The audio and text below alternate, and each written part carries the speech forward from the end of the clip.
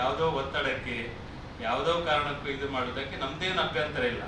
ಆದರೆ ನಮ್ಮ ದೇವಸ್ಥಾನಕ್ಕೆ ಏನಾದರೂ ತೊಂದರೆ ಆದರೆ, ನಮ್ಮ ಧಾರ್ಮಿಕ ನಂಬಿಕೆಗೆ ತೊಂದರೆ ಆದರೆ, ಭಾರತೀಯ ಜನತಾ ಪಾರ್ಟಿ ಈ ಜಿಲ್ಲೆಯಲ್ಲಿ ಯಾವ ಸಂದರ್ಭದಲ್ಲಿ ಕೂಡ ಹಿಂದುತ್ವಕ್ಕೆ, ನಮ್ಮ ಧಾರ್ಮಿಕ ನಂಬಿಕೆಗೆ ತೊಂದರೆ ಆದಾಗ ಗಟ್ಟಿಯಾಗಿ ನಿಂತಿರುವಂಥ ರಾಜಕೀಯ ಪಾರ್ಟಿ ಇರುವಂಥದ್ದು.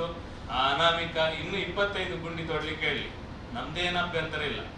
ಇನ್ನೂ ಬೇಕಾದಷ್ಟು ತನಿಖೆ ಮಾಡಲಿಕ್ಕೆ ಹೇಳಿ. ಆದರೆ ಯಾವ ಮನುಷ್ಯನನ್ನ, ಯಾವ ಮುಖ ತೋರಿಸದ ಮನುಷ್ಯನನ್ನ ನಂಬಿಕೊಂಡು ಈ ಒಂದು ತನಿಖೆ ಮಾಡ್ತಾರಂತ ಸಾರ್ವಜನಿಕವಾಗಿ ಈ ಸರ್ಕಾರ ಹೇಳುವಂಥದ್ದು ಅವಶ್ಯಕತೆ ಇದೆ ಅಂತ ನಾವು ಹೇಳಲಿಕ್ಕೆ ಇಚ್ಛೆ ಪಡ್ತೇವೆ. ಇದರ ಆಧಾರ ರಹಿತವಾಗಿ, ಯಾವುದೇ ಆಧಾರ ರಹಿತವಾಗಿ ಈ ರೀತಿಯ ಒಂದು ಆರೋಪ ಮಾಡುವಂಥದ್ದು, ಆಧಾರ ಇದ್ರೆ ಅದರ ಬಗ್ಗೆ ತನಿಖೆ ಮಾಡೋದಕ್ಕೆ ನಮ್ದೇನು ಅಭ್ಯಂತರ ಇಲ್ಲ. ಅನಾಮಿಕರ ಆ ವ್ಯಕ್ತಿಯ ಬಗ್ಗೆ ಕೂಡ ನಾವು ತನಿಖೆ ಮಾಡಬೇಕು. ಯಾಕೆ ಆ ಮನುಷ್ಯನನ್ನ ಮಂಪರು ಪರೀಕ್ಷೆ ಮಾಡಬೇಕು ಅಂತ ಒತ್ತಾಯ ಮಾಡೋದಿಲ್ಲ? ಬೇರೆ ಎಲ್ಲ ಸಂದರ್ಭದಲ್ಲಿ ಮಂಪರು ಪರೀಕ್ಷೆಗೆ ಒತ್ತಾಯ ಮಾಡುವಂಥ ಸಂದರ್ಭದಲ್ಲಿ ಆ ಮನುಷ್ಯನ ಕೂಡ ಮಂಪರು ಪರೀಕ್ಷೆಯನ್ನು ಮಾಡುವಂಥದ್ದು ಅವಶ್ಯಕತೆ ಇದೆ. ಒಟ್ಟು ಸತ್ಯ ನಮಗೆ ಸಹ ಬೇಕು.